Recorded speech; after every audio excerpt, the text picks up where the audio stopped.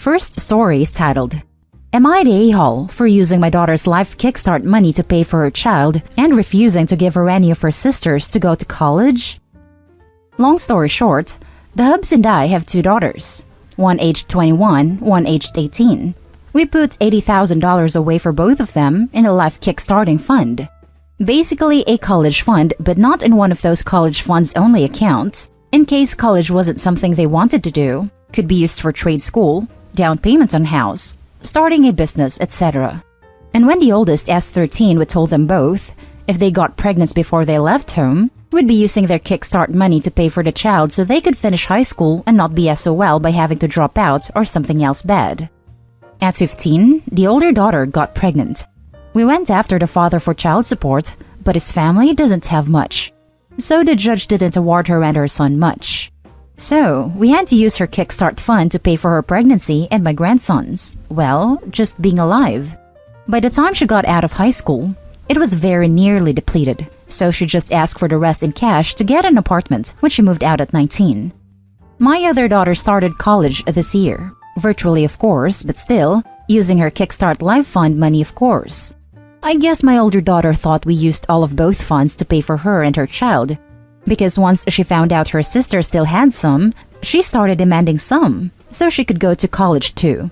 When we said no, she accused us of playing favorites, and has basically gone no contact since early October. Did we mess up? Were my husband and I a-holes here?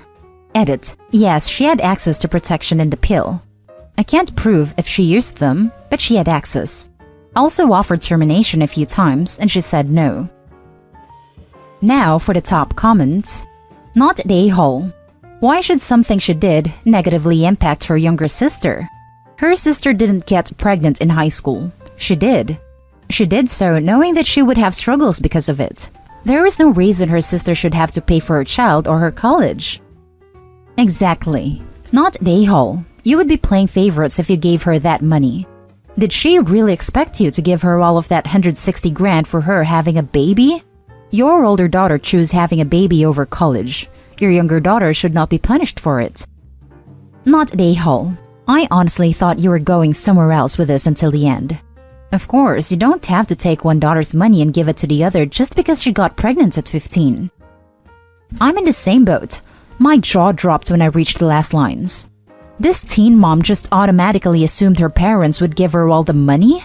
How entitled. Not the a-hole. Her actions have consequences. Maybe, instead of letting her cash out to move out on her own, you should talk to her about a community college. It's a great way to get your gen ed credits knocked out and save some cash. It's silly of her to think that her getting pregnant at such a young age meant that she would receive the money set aside for her sister's future on top of what you had for her. We tried to push for community college a few years ago, but she said no. Now for the next story. Am I the a-hole for demanding that my husband talk to a therapist and/or take parenting classes after he typed the word boundaries like boundaries? In case anyone isn't fluent in internet slang, the weird random capitalization means to read it in a whiny voice. My husband and I have been having some problems in regards to how he parents our 8-year-old son. My husband likes to play rough, tickling, wrestling, poking at someone after being told to stop, and my son is a quiet, introverted kid who hates that type of play. My husband also likes to do little pranks, mostly popping out and scaring people, but our son has asked him to stop. He also doesn't respect our son's limits in terms of social interaction. When we visit my in-laws, the house is very loud, the other kids play too hard, and our son does not enjoy it. He is asked to bring a Switch and play upstairs. My husband said his mom would freak out over how rude that was, so I tried to compromise on a book.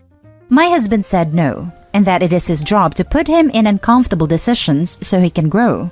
I think it hurts his feelings that our son doesn't like his grandparents, but I find them very difficult to like, so I can't blame him. My in-laws have complained, not in front of him, that our son is too weak and wimpy, and we are ruining him. I texted my husband the other day that I want to talk about our differences in parenting because I am not okay with him continuing to disregard boundaries. He replied that he has been depressed lately because of how joyless me and our son are, and he wrote back, "But fine, we can talk about boundaries." I said that he sounds just like his crappy parents, and I am not okay with that. I said he needs to talk to a therapist because I can't make him see how important boundaries are, or maybe take parenting classes. Now he is really mad at me and feels like I am saying he is totally horrible and the worst father. Edit. A lot of people seem to think that this is toxic masculinity, but I'm not sure because my husband and his 3 sisters were raised like this, and my mother-in-law is the most vocal about disliking serious and sensitive people, so I do think he would be the same if we had a daughter. Now for the top comments. Not the a-hole. It sounds like the straw that broke the camel's back, and he does need to learn boundaries if his 8-year-old son has repeatedly asked him to stop pranking him, and your husband, 1, refuses to stop harassing his child, and 2, is now whining about how he's depressed because he isn't allowed to harass his child. His joy in life should not come from tormenting his son. He also needs to realize that respecting his child's boundaries will result in his child being raised to respect other people's boundaries, which is a win-win for society. Not the a-hole. He is being a horrible father. If the only way he can find joy in parenting is by making his child uncomfortable for his own amusement, or even out of some misguided sense that demanding the kid tough it out in purely optional, supposedly fun social situations where no one's prepared to make even the slightest accommodation for him builds character. Stand your ground. This can't continue. And if he keeps digging in his heels, go to counseling yourself to figure out what your next steps are. Because if things don't change, not only will your son have nothing to do with dad as soon as he's old enough, he may well blame you for not doing enough to protect him. He sounds like the sort of guy who has found he can get away with anything, no matter how destructive, if he frames it as a practical joke. C.S. Lewis.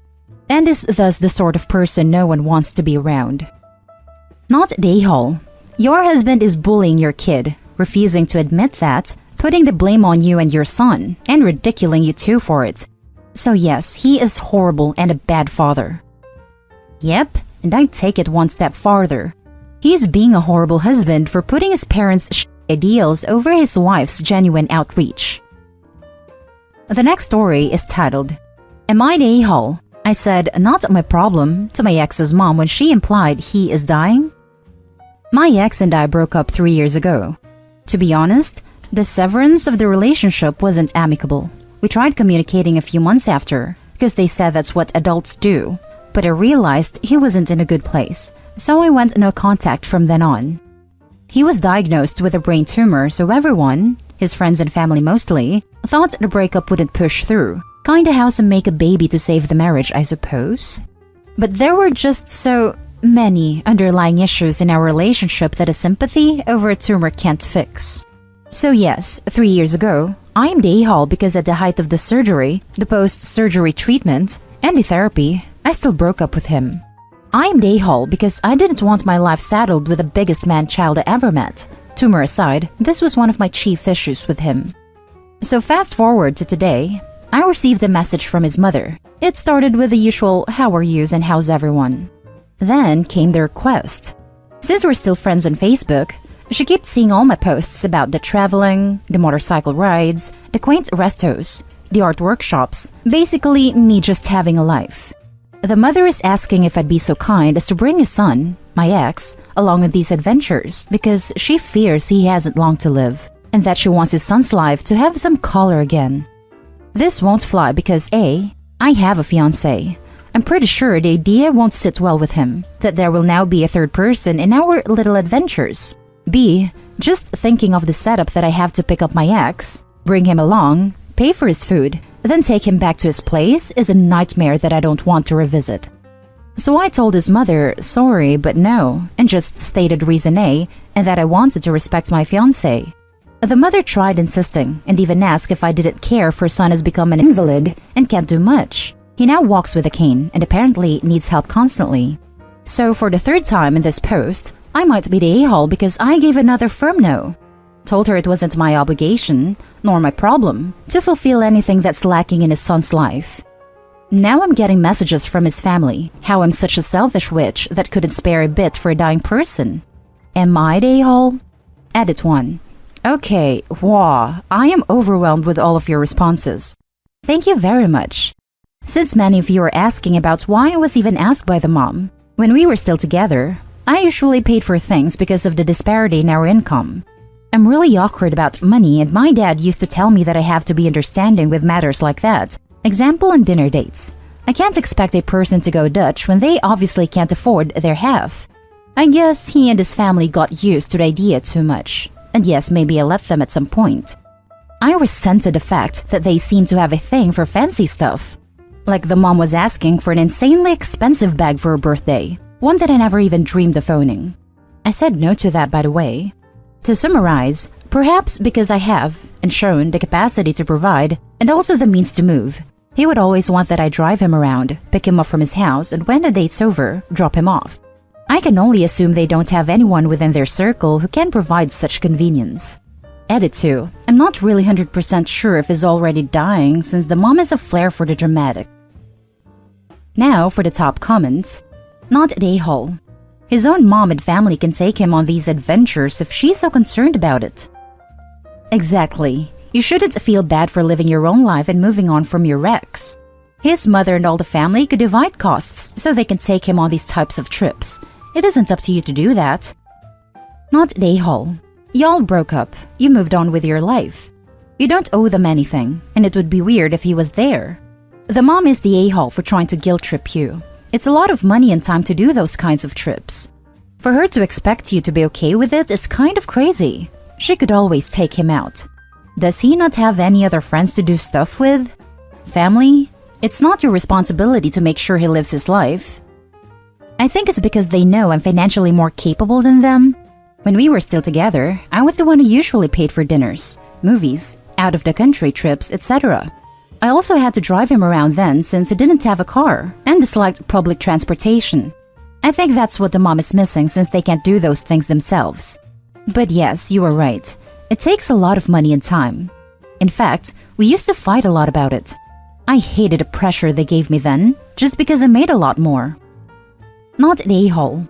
His misfortune is not your responsibility. You've moved on with your life, and he and his family obviously couldn't get over that. Sure, that really sucks for him and his family, but like you said, it's really not your problem. Info. How long were you all together? 3 years. Then a few months after that was sort of ambiguous because of the tumor news. Now for the last story. Am I the a-hole for refusing to help out my newly pregnant sister? My sister is 18, I am 29 female. She recently just found out she is pregnant and is panicking pretty hard right now. She thinks it's going to destroy her life, but has pretty strong beliefs against contraceptives and termination. Anyways, so she is 7 weeks pregnant and still lives at home with our extremely toxic mother and her equally as toxic father. She calls me for the first time in months to tell me this and then goes on to ask if she can move in with me and my family. I have a family of 4 and a home that just barely fits all of us. Originally, I told her that it would be fine, but I had stipulations. Like you have to get a job and earn your keep, and we would also have to upgrade our home in order to accommodate her and her unborn child. She flat out told me that she wouldn't get a job because she doesn't like people and being in public setting make her anxious. I told her there are programs that will not only help financially until she got on her feet, but also help her find a job to better fit her needs. She instantly shot the idea down and said that she didn't want to be seen as a charity case and that being on state help would just make her look like a loser. Instead, she suggested that her boyfriend move in as well and work part-time so that she could have help with the baby. She states that anything over part-time would mean that she would have no help, and that isn't an option to her. Keep in mind that this entitled attitude is stemmed directly from our mom and her dad. She never used to be like this, but it seems as though the second she turned 16, a switch flipped and she started following their path of ignorance. I've tried steering her in the right direction with no luck. Admittedly, it is probably due to the fact that my life is far too chaotic to give her the one-on-one that she needs. She has learning disabilities as well as abandonment and trust issues. So after she tells me this, I told her that we wouldn't be able to help her. That her boyfriend moving in would mean 3 extra mouths to feed, and realistically, a part-time job wouldn't even begin to cover the added expense of upgrading to a bigger home to accommodate her. She immediately started saying that I was selfish, just like our mother, and that I never cared about her like I claimed I did. She is now trying to guilt me by saying that she is basically going to end up homeless because apparently our mother threatened to kick her out unless she signs over rights of her baby to my mother, who desperately wants another child. Am I the a-hole for sticking to my guns and saying no unless her or her boyfriend get a full-time job instead of a part-time? Now for the top comments. Not the a-hole. Also, WTF. If a baby is going to ruin your life and you're against contraceptives and termination, don't have intercourse. She's screwing up her life, not a baby. And that baby is going to be screwed as well. She should just terminate or commit to giving it up for adoption. I told her the same thing. I even asked why she didn't take the morning after pill, and her response was, that's the same thing as termination. She has a half-fat, backwards way of thinking. Not the a-hole. Why can't she go move in with her boyfriend if she wants him to support her like that? She could also get a job in childcare herself. Not much interaction with adults. If she can't handle that, she probably can't handle a baby then. I asked her that, and apparently where he still lives at home with his parents, it's not an option. God, no, not the a-hole. Saying no is the best thing you could have done here. She thinks it's going to destroy her life but has pretty strong beliefs against contraceptives and termination. Too bad she doesn't have such strong feelings about the consequences of copulation. She is being belligerently ignorant at every level. She's got all sorts of entitled opinions and demands, and if you let her and her boyfriend move in, it would be an absolute disaster, and I could see this destroying your marriage. She made a big girl decision to have unprotected action. Let her deal with the big girl consequences. Nothing you do is going to change her attitude or make her less lazy and entitled. She is not your responsibility.